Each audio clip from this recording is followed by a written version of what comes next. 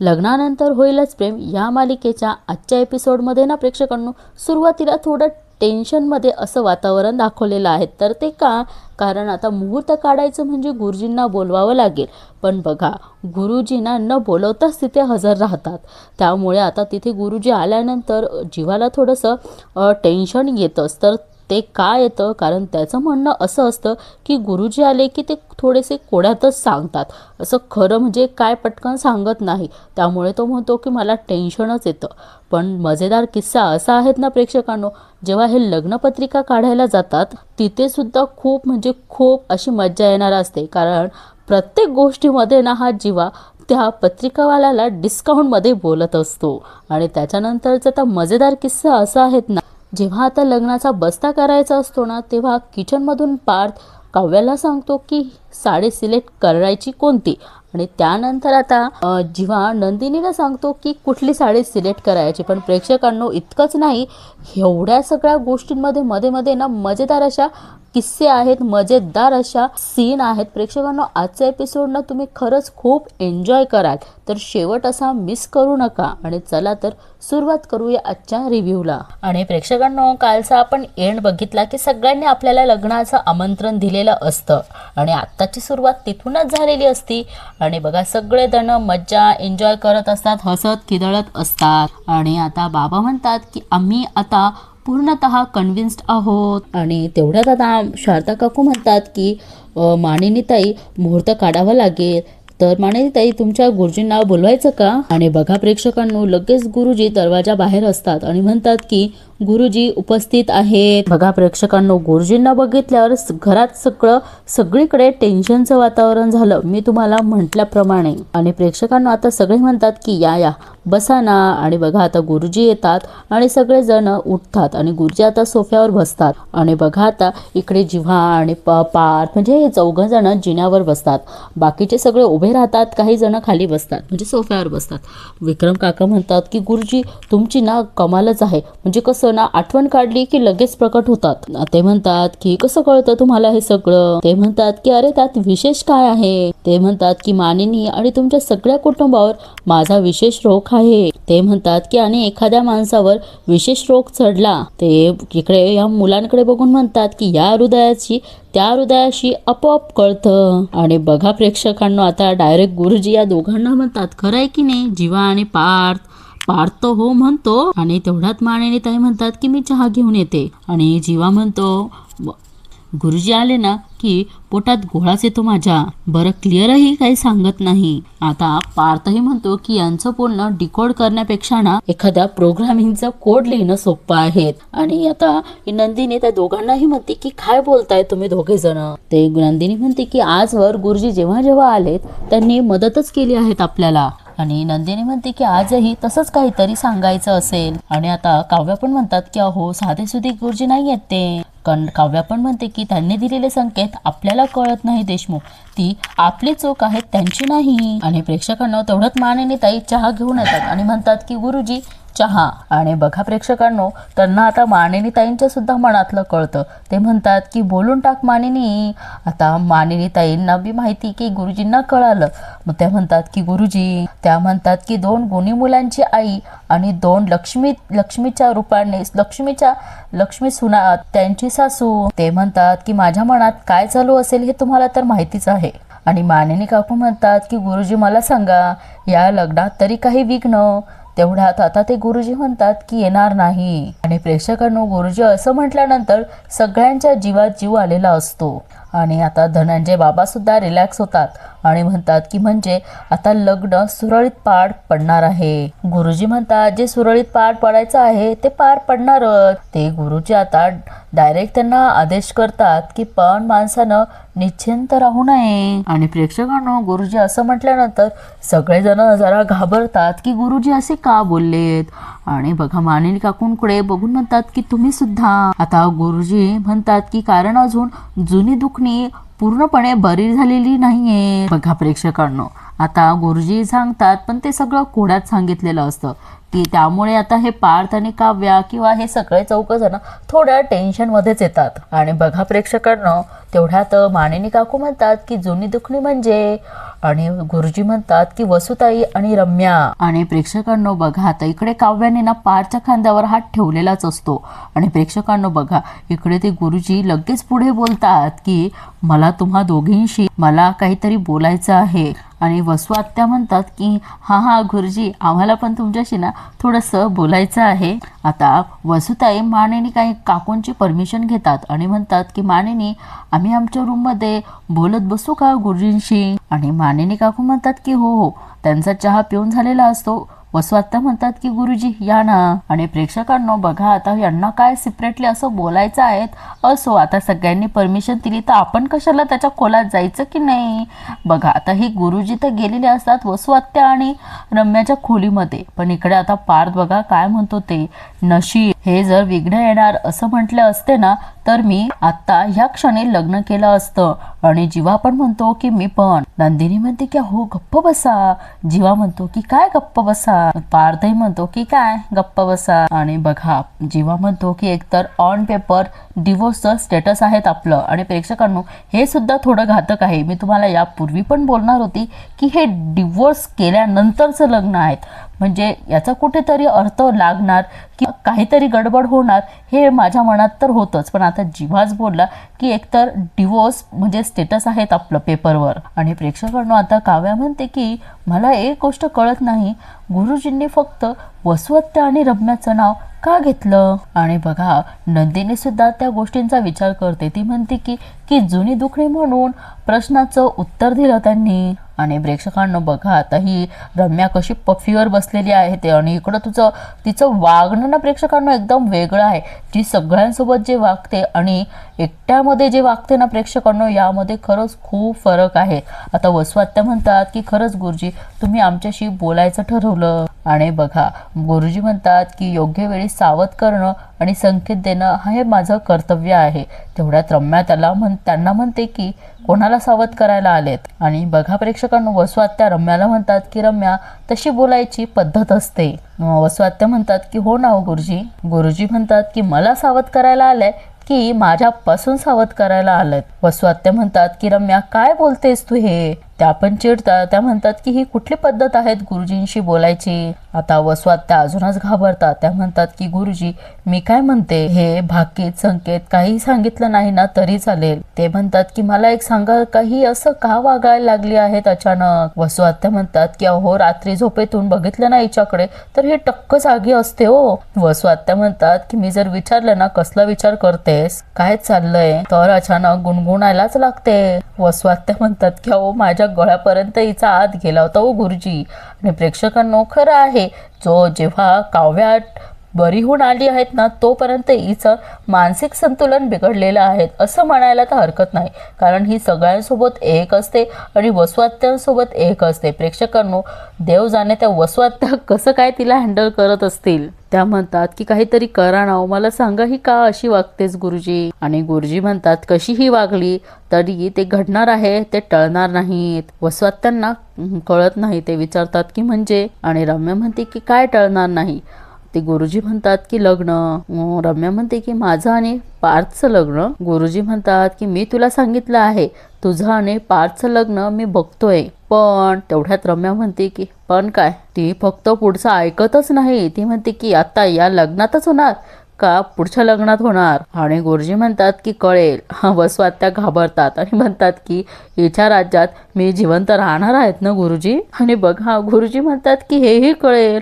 वसू आत्यांना प्रेक्षकांना अजून घाबरून जातात. ते गुरुजी म्हणतात की असंही जे घडणार असतं ते कोण टाळू शकतं. ते गुरुजी म्हणतात की तुम्हाला सांगायला आलो होतो की अजूनही वेळ गेलेली नाहीयेत. तुमची कर्म तुमच्या समोर एक दुसरा रस्ता मोकळा करत जातात. गुरुजी म्हणतात की चला येतो मी. आणि प्रेक्षकांनो ते त्यांची बॅग घेतात. त्यातनं महाभारत हे पुस्तक बाहेर पडतं आणि ते रम्याच्या हाती लागतं. आणि ती म्हणते की महाभारत. आणि ते गुरुजी म्हणतात की वाचलंय. रम्या म्हणते की बेसिक आउटलाईन स्टोरी माहिती आहे मला. गुरुजी तिला म्हणतात की वाचून काढ. आणि त्या गुरुजी म्हणतात की सगळ्या उत्तरांचं मूळ भगवद्गीता असेल आणि सगळ्या प्रश्नांचं कोळ महाभारत आहे. हे तर अगदी खरं बोललेत आहेत गुरुजी. कारण जो प्रश्न आपल्याला अडतो ना, जिथे जिथे आपल्याला संकट वाटतं ना प्रेक्षकांनो, तिथे भगवद्गीता हेच सगळ्या गोष्टींचं, सगळ्या प्रश्नांचं निरसन आहेत. अगदी बरोबर बोललेत गुरुजी. तिला म्हणतात की अवश्य वाच आणि तिथनं निघून जातात. आणि वसुताई म्हणतात की आता तू काय महाभारत वाचणार आहेस? तेवढ्यात रम्या म्हणते की मी आता महाभारत घडवणार आहे. बघा आता वसु आत्या तर डोक्यांनाच हात लावून बसतात आणि म्हणतात की अरे भगवान, रम्या अगं.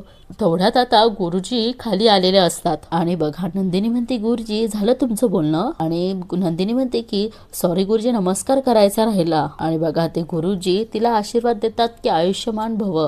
आणि नंदिनी म्हणते की या ना, सगळे जेवणासाठी थांबलेत, वाट बघताय तुमची. आणि नंदिनी म्हणते की अहो थोडं तरी खाऊन घ्या ना. ते म्हणतात की नाही नको, सगळ्यांना सांग माझी खूप कामं बाकी आहेत. गुरुजी म्हणतात की नंदिनी तू खुश आहेस ना? ते म्हणतात की मनावरचं मळप दूर झालं आहेत ना. आणि नंदिनी म्हणते की आधी असं वाटायचं की मी काव्याचा सुखाचा तुकडा माझ्या मोठीमध्ये असं घट्ट धरून ठेवला आहे. आणि ते म्हणतात की नंदिनी म्हणते की आता मन शांत झालंय. गुरुजी म्हणतात की आणि आता ते तसंच शांत राहू दे. गुरुजी म्हणतात की कर्माचं चक्र सतत फिरत राहतं नशिबाच्या चक्राला गती देण्यासाठी. आणि गुरुजी म्हणतात की नंदिनी आपल्याला असं वाटतं की आपल्याला कुणाचं तरी देणं लागतं, पण नशिबाची वेळ आली ना की ते देणं आपोआपच निघून जातं. गुरुजी म्हणतात की लग्नाकरता अवश्य येणारच आहेत मी. गुरुजी आशीर्वाद देतात की सगळं छान अगदी मनासारखं होऊ देत, शुभम भवतु. आणि प्रेक्षकांना बघा आता इकडे हे आलेले असतात मिरॅकल पत्रिका डिझायनिंग मध्ये. जीवा, पार्थ, काव्या, नंदिनी असे सगळे आलेले असतात आणि तो फोनवर बोलत असतो. तो म्हणतो की हो तू बोलत जा, मी लिहून घेतोस. आणि आता बघा जीवा म्हणतो की दादा मला एक सांगा लव्ह मॅरेजवाल्यासाठी काही डिस्काउंट आहेत का तुमच्यासाठी? आणि बघा प्रेक्षकांनो आता ह्या जीवाला ना ते पहिल्यांदा जेव्हा आले होते ना नंदिनी आणि पार्थची पत्रिका बनवण्यासाठी, तेव्हाचा सीन त्यांनी इथे दाखवलेला आहे. तेव्हा जीवा सांगतो की जीवा म्हणतो की लव्ह मॅरेज आणि अरेंज मॅरेज वाल्यांसाठी ना वेगवेगळे रेट्स असायला पाहिजे इथे. आणि हे पार्थला आठवतं प्रेक्षकांनो. तेव्हा नंदिनी म्हणते की वेगळे रेट्स. आणि जीवा म्हणतो की कारण लव्ह मॅरेज वाले लग्न होतात यातच खुश असतात. आणि तो म्हणतो की आहेत का डिस्काउंट तुमच्याकडे लव्ह मॅरेज वाल्यांसाठी? आणि बघा प्रेक्षकांनो हे म्हणजे सगळ्यांनाच आठवलेलं असतं तो सीन, कारण हे चौघही त्या वेळेत आलेलेच होते. आणि प्रेक्षकांना बघा तो फोनवर बोलतो की आणि म्हणतो की असं काही नाही, काही महिन्यांपूर्वी 2 कपल असेच आले होते विचारत. आणि तो फोनवर म्हणतो की अगं तुला नाही तू बोल. ही नंदिनी म्हणते की लव्ह मॅरेज वाल्यांना लग्न करणं म्हणजे हीच त्यांच्यासाठी खूप मोठी गोष्ट असते. आणि आता काव्या पण म्हणते ना हो ना बिचारे लग्नच कसं बसं करता, पत्रिका छापणं खूप मोठी गोष्ट असेल ना त्यांच्यासाठी आणि डिस्काउंटही मिळाला पाहिजे असं म्हणालेत. आणि प्रेक्षकांना बघा त्यांनी त्यांचा चेहराच बघितला नसतो आणि तो म्हणतो की डिक्टो हेच म्हणाले हे तुम्हाला. आणि बघा हा जेव्हा त्यांच्याकडे बघतो आणि फोनवर कोणी असेल त्यांना म्हणतो की एक मिनिट. आणि तो म्हणतो की तुम्ही तेच लोक आहात ना? आणि जीवा म्हणतो की आम्ही तेच लोक आहोत ज्यांनी तुम्हाला हे सगळे प्रश्न विचारले होते. नंदिनी म्हणते की हेच ते आगाऊ डिस्काउंट मागणारे. जीवा म्हणतो की मी काय म्हणतो डिस्काउंट मागणारे यांच्यासाठी काही डिस्काउंट आहेत का? आणि प्रेक्षकांना बघा आता तो म्हणतो की आता काय लहान भाऊ बहिणींसाठी पत्रिका छापायला आल्यात की काय? आणि पार्थ म्हणतो की नाही अजून आम्हीच मोठे नाही झालो, ह्या 2 जणांसाठी आम्ही पत्रिका छापायला आलोय. आणि तो पत्रिका छापणार म्हणतो की ह्या खेपेला काहीतरी मिस्टेक झाली का तुमच्या बाबतीत? आणि बघा तेव्हा पत्रिकावाल्याने तो वाचून दाखवतो की चिसौका पार्थ यांचा विवाह चिरंजीव पार्थ यांचा विवाह चिसौका काव्या यांच्याशी योजिला आहेत. आणि बघा काव्या म्हणते की नाही हो तुमची काही चूक नाहीये त्यात. आणि पार्थ म्हणतो की ॲक्च्युली तुमच्या थ्रू युनिव्हर्सने आम्हाला सांगण्याचा खूप प्रयत्न केला होता की आम्ही चूक करतो आहे. आणि बघा तो लगेच म्हणतो की मिरॅकल, हे बघा उगाच नाही आम्ही आमच्या दुकानाचं नाव मिरॅकल ठेवलं आहे. आणि बघा आता सगळेजण यावर हसतात. नंदिनी म्हणते की ती चूक सुधारण्यासाठी आम्ही इथे आलो आहोत. आणि आता जीवा बघा डिस्काउंटवरच अडवलेला असतो. तो म्हणतो की मी काय म्हणतो चूक सुधारण्यासाठी काही डिस्काउंट आहेत का तुमच्याकडे? आणि बघा पार्थ म्हणतो की आय एम सॉरी हसू नका रे. जीवा म्हणतोय की तुझं हसू आवडतंय का बघ आधी. नंदिनी पण आता म्हणते की अहो जीवा बास आता हा मध्ये किती वेळ घालवणार आहोत. नंदिनी म्हणते की आपण ज्यासाठी आलोय ते करूया, जरा पत्रिका बघा ना प्लीज, मला पत्रिका दाखवा. आणि बघा आता काव्या पार्थ नंदिनीकडेच बघता आणि आता नंदिनी काव्या चिडवते आणि म्हणते की अच्छा किती ती घाई आणि जीवा पण म्हणतो की घाई लागली. आणि बघा आता तोही म्हणतो की छान जोक मारतात. नवरदेवाचं नाव आणि तो म्हणतो की पार्थ देशमुख. आणि इकडे ही काव्या म्हणते की काव्या देशमुख. तिला मोहिते म्हणायचं असतं पण ती देशमुख म्हणते, कारण ऑलरेडी त्यांचं लग्न झाल्यामुळे तिला देशमुख अशी सवय लागलेली असते ना प्रेक्षकांनो म्हणून. आणि प्रेक्षकांनो आता तो पत्रिका लिहिणाराही कन्फ्युज होतो आणि म्हणतो की दोघंही देशमुख. काव्या असं म्हणते की अहो नाही, आणि ती म्हणते की नाही आय मीन पार्थ देशमुख आणि काव्या मोहिते आमचं लग्न होणार आहे. आणि नंतर तो सांगतो की जीवा देशमुख यांचा विवाह नंदिनी म्हणते की नंदिनी मोहिते यांच्याशी पार पडणार आहे. आणि तो लिहून घेतो. त्याच्यानंतर तो म्हणतो की बर मी आता तुम्हाला छान असं सॅम्पल दाखवतो. आणि प्रेक्षकांनो आता बघा ते तर झालं आहे, पत्रिकांचं त्यांनी केलं असेल. आता बघा साड्या सिलेक्शनची वेळ आलेली आहे.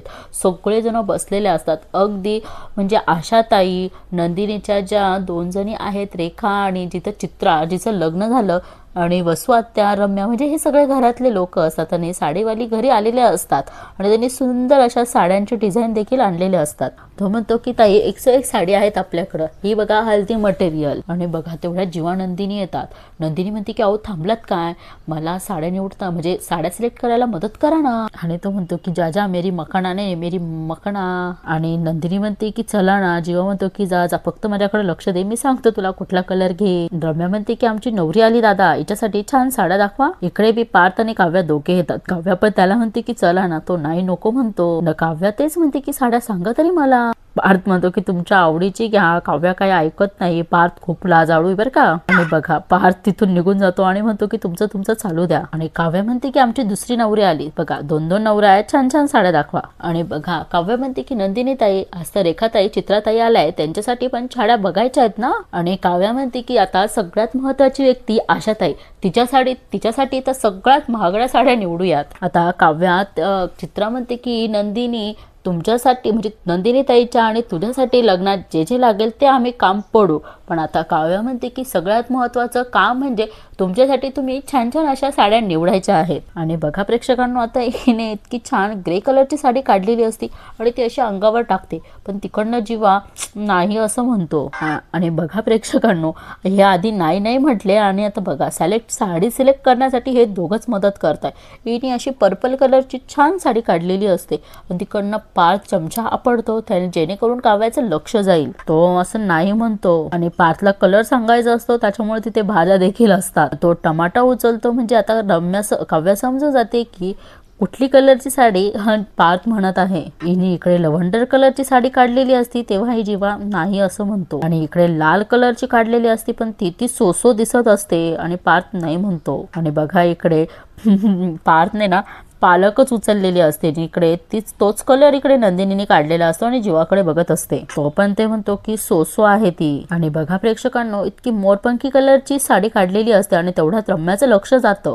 आणि बघा काव्याला ती साडी नाही आवडलेली आणि बघा तो लगेच निंबू कलर देतो. तेवढ्यात निंबू कलरची साडी तिच्या अंगावर पडते. ती छानच दिसते प्रेक्षकांनो, पण तरीही पार्थ नाही म्हणतो. आणि बघा प्रेक्षकांनो जी ह्या पार्थने सांगितलेली असते तीच साडी रम्या बाजूला काढून ठेवते. आणि प्रेक्षकांनो बघा मानिनी ताईचं लक्ष आता दोघांकडेही जातं, पार्थकडेही जातं आणि जीवाकडेही जातं. आणि बघा मानिनी ताई लगेच वसुताईंना सांगतात की ताई, आणि बघा यांचं सगळं लक्ष आता या दोघांकडे म्हणजे चौघांकडेच असतं आणि सगळेजण खूप हसतात, खूप मज्जा करतात. बापरे. आणि मानिनी ताई आता सगळ्यांना जिथे बसलेले त्यांना सांगतात की तिकडे बघा, इकडे आणि तिकडे. आता याने अंड दाखवलेलं असतं म्हणजे व्हाईट कलरची साडी. आणि तेवढ्यात आता मानिनी काकू म्हणतात की अरे ए मेल्यांनो काय चाललंय, लबाडी का करताय.